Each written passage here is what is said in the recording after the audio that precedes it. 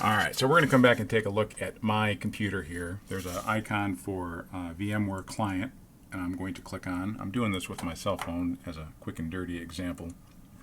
vSphere comes up and it asks me to log in. Basically says what's the IP address, what's the username and the password. So I am going to enter that.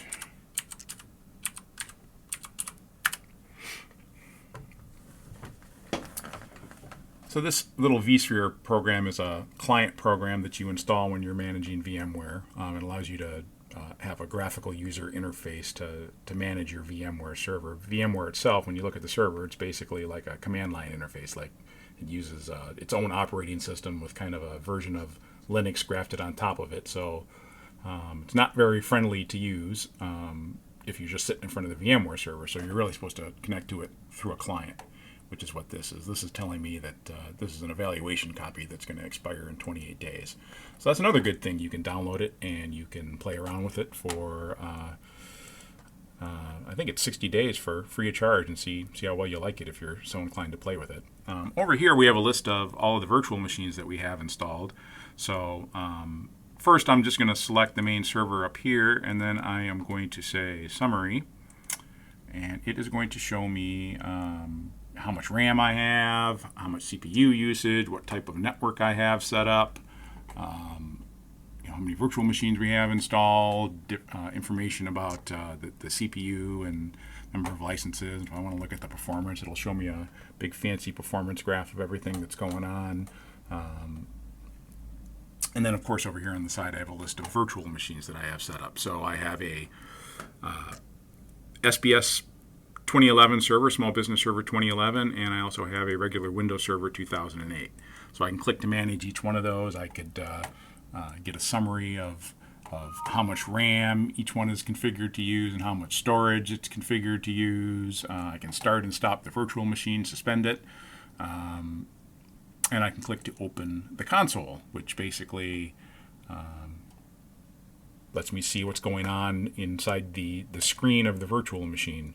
So, just Control-Alt-Delete to log in. It's just like a Windows machine from there on out. I can manage it, install programs on it, do whatever I need to do.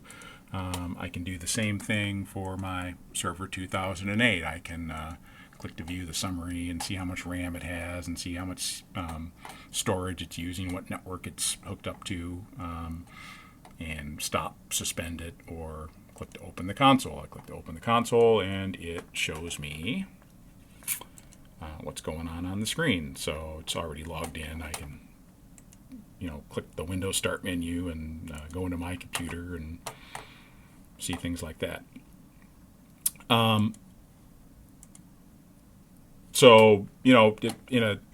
This is just our test machine. I just have 2 virtual machines installed.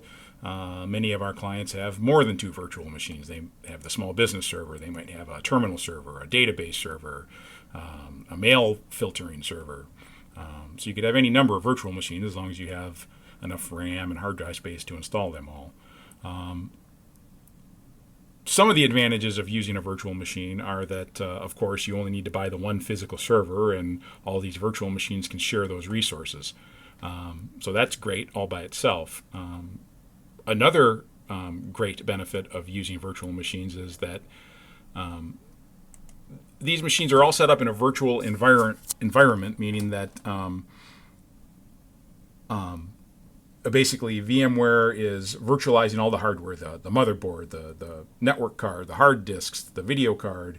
And so one of the problems with like running Windows servers on a regular server, a physical machine, is that if that physical machine ever goes bad, the motherboard goes bad, the power supply fritzes out, the RAM chips go bad, and you need to get it back up and running as soon as possible. The parts aren't available or whatever, so you've got a spare machine. So what do? You yank the hard drives out and put them in the spare machine and fire it up, right? Well, you better hope that whatever hard drive controller was in the original machine matches up exactly with what's in the other one.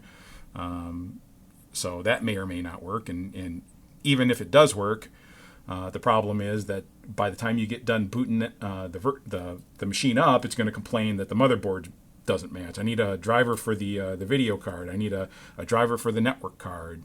You might even need to run Windows Repair to get it to boot. Windows is going to want to be reactivated, all that kind of stuff, because it sees all this hardware has changed. It just causes havoc. It takes a long time. It can be a big pain. Because all of this stuff is virtualized when you run it in VMware, I could just copy the VDK file, the virtual disk file, from this server or from a backup to another server running VMware and fire it right up, and Windows is none the wiser. It doesn't see a new motherboard. It doesn't see a new video card. It just thinks it's running where it was before. It fires up, no complaints. Nice and easy. So that's awesome. And what makes it even more awesome is if let's say in this situation where I have a small business server, 2011, and I have a server 2008 that would either be a terminal server or a database server or whatever it's going to be. Normally, I would have to buy a backup solution for each one of those, or one backup solution, then an agent for this one. And if I had more virtual machines, I'd have to buy more backup solutions or more agents for each one of those additional virtual machines. We normally use a product called Acronis TrueImage for that. And the cost for that, when you're dealing with physical machines, is for a small business server, they actually offer you a discount. I think it's about $500 for the small business version. But every other version, for a server running Windows Server 2008 or any other version of Windows, it's like $850 for a license, at least. If you buy the enterprise version, which means it can be centrally managed, it's even more than that. So that gets expensive. If you start getting 3 or 4 or 5, 6 servers, you got to drop $850 on a license for each one of those for a backup solution. But for VMware, they make something. Acronis makes something called VMProtect, and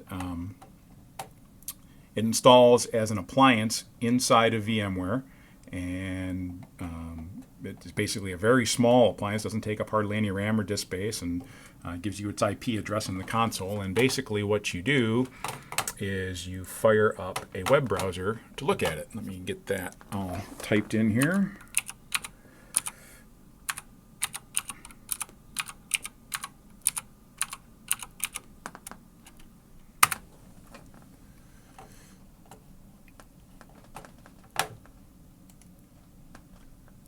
So I'm managing Acronis with a web browser, and it's real simple, and it's real awesome, and it's real affordable too. It's basically $599 for a license for this VMProtect software, and that's per physical VMware server per CPU. So if you have 2 physical CPUs in your VMware server, you need to buy 2 licenses. If you only have 1 CPU, then you can, and 1 VMware server, you can buy 1 license.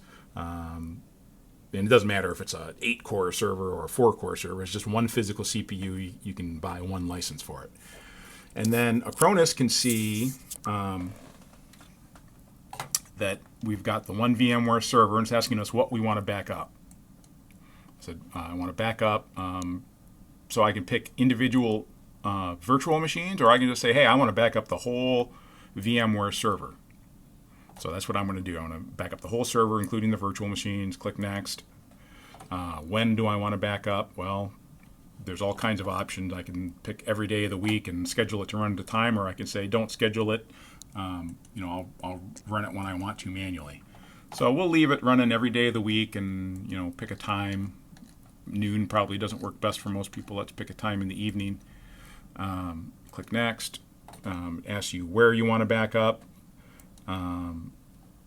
For this, what we've done is we've purchased an inexpensive NAS device with a couple of large hard drives that are joined together to make a large backup location. So I will log into that.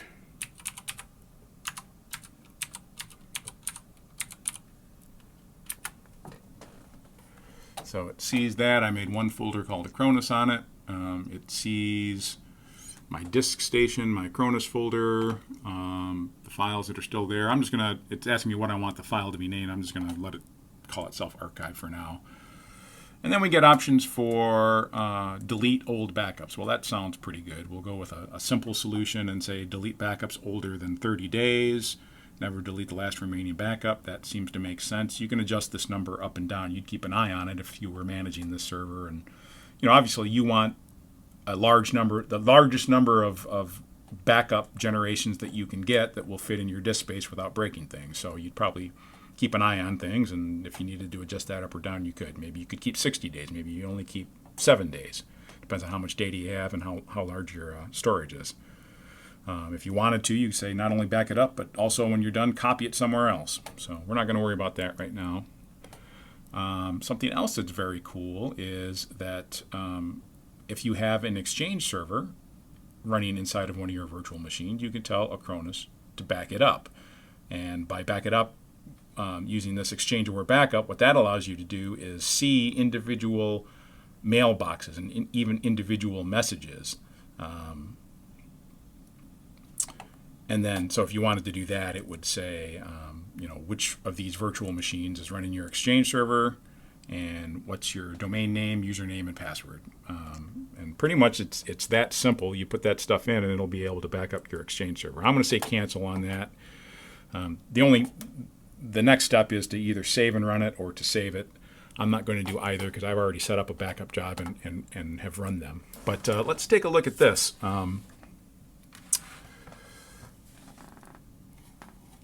The restore options are actually really very cool. You can, if I just click restore at the top, it says, this is what I've backed up. I've backed up your entire VMware server, and I've backed up individual virtual machines. Which of these do you want to restore? The whole thing or just an individual virtual machine? So I can pick an individual virtual machine, and I can say next on that. And where do I want to back it up to? Original location, or I could give it the name of another server that it knows about. And then I can either run it right now or save it to run later. I really don't want to do either of those. I was just showing how easy it is to restore something. So that would be if you wanted to restore the entire virtual machine, which if something went wrong, like you're in the middle of installing Windows updates and something goes wrong and the virtual machine won't boot up, well, then you can just restore the whole thing from a backup from before it got screwed up, and then you're back in business, right? So that's one way that you can recover. Another way is, which is probably going to be more commonly useful, you don't want to restore the whole server. You just want to get a couple of files off the thing, right? Somebody deleted the quarterly report that you want. So in this case, you can click up here to do a file recovery, and you can pick which of the virtual machines you want to restore files off of, and then it shows you all the different backup generations that it is saved in the backup location. And then you can pick which drive it's on and browse through folders and find individual files that, hey, here's the file I want, or I want these several files. And then I can say to download them, and then I have them, and I can put them back where I want. So that's pretty awesome too. Not only is it backing up the entire virtual machine, which you could easily restore, but it also sees inside of the virtual machines and can see individual files, and then you can pick and choose which individual files you want to restore. So that's awesome.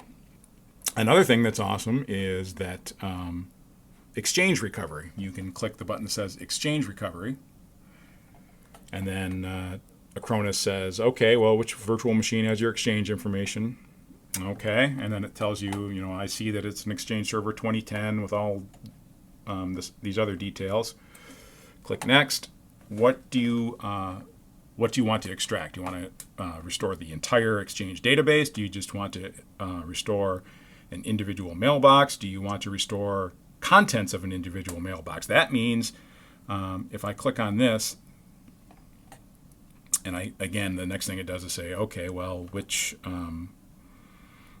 restore point do you want to use? You've got all these different backups. So I'm just going to pick the most recent one and say Next. And what it is doing now is mounting the Exchange database from the backup. So this Acronis backup program is looking inside of its backup. It's finding the Exchange data that it's backed up. And this actually does take a few minutes, but what it's going to do is, once it's done, is going to give me a list of all the mailboxes and all of the messages within them, and I can pick individual mailboxes or messages to restore. And when it does that, basically, you select, okay, here's the mailbox, here's the boss, here's his inbox, here's the message that he deleted that contains something important. So I'll restore that for him. And when it restores it, what it does is it puts it into a PST file, which is an Outlook data file, and it zips it up and gives you it asks you where you want to save it, so you can save it somewhere on the network.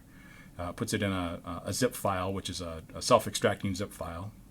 So it gives you an exe file. You click on it, it extracts the files. You end up with a PST file that you can then go into Outlook and open, and there's the messages that you pick to restore, and you can just work off the PST file, or you can drag them back into the Exchange server, whatever you want to do. But it's pretty awesome that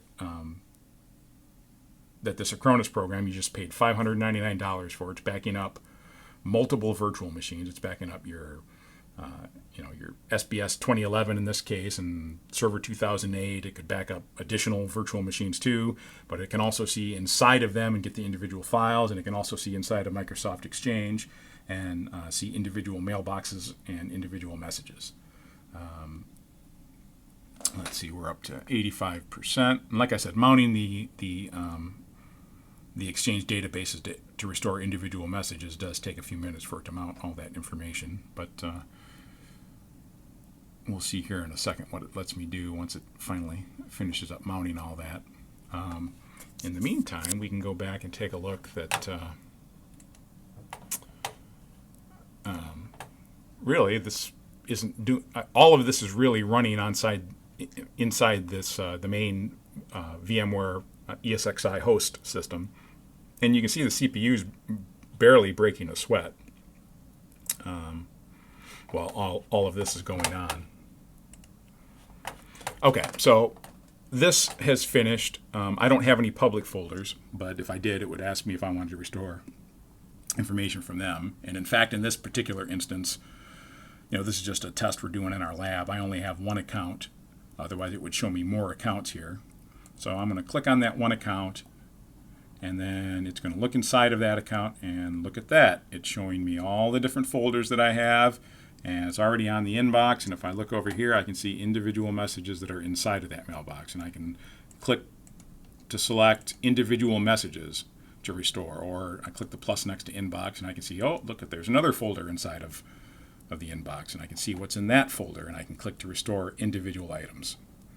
And then I can say, so I selected one message out of there, I can say next, and basically, where do you want to save it? And I just browse to a location on the network, whether it's FTP or local network folder or whatever it's going to be. And as I mentioned earlier, it will give you basically a PST file that you can open up in Outlook and recover those individual messages. So that's awesome. You're saving money.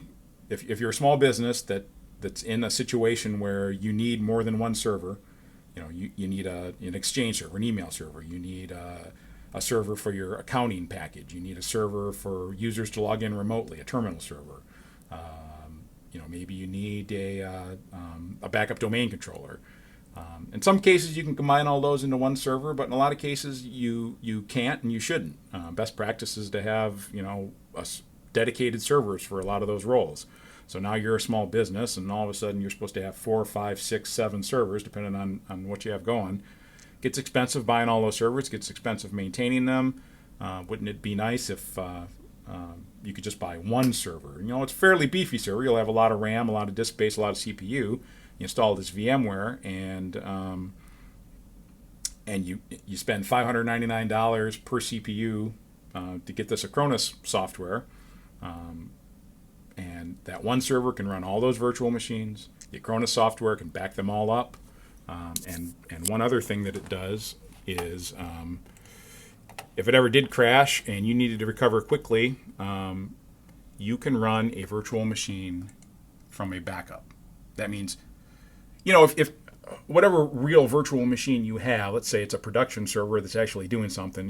In my lab, these servers probably aren't that big. I just installed them and copied a few data files over. I could probably restore them fairly quickly. They're not that big. But if you're in a production environment and you've been using your servers, your chances are you have a lot of data. I mean, even 50 gigs or 100 gigs. That takes a long time to copy, and start getting into hundreds and hundreds of gigs. Even copying it from the fastest hard drives could take hours. So if you're in a situation where something crashed and you need to get up and going immediately and you don't have hours to wait, well, don't even restore it. You click Run VM from Backup. Which VM do you want to run? I want to run this one. You can click Next, and which server should run it if you had more than one server. Let's say your main VMware server crashed, but you have another one. Well, tell the other machine, the other VMware server, to run the backup of this machine right from the backup location, and you're back in business almost immediately. So that's another option. So it's quick and easy to get things set up. It's flexible. It's affordable. It may not be right for everybody, but certainly for businesses that have a need for multiple servers, it's definitely something to consider. So hope that was helpful. This, again, is Don Pryor with Network Services Group, and just trying to make a little demo here so that some of our clients who have been asking about VMware and how it would fit in and how it would work for them can see some of the benefits. And no one solution is ideal in every case, so if you have questions, give us a call. I'll be happy to talk it over with you. Thanks.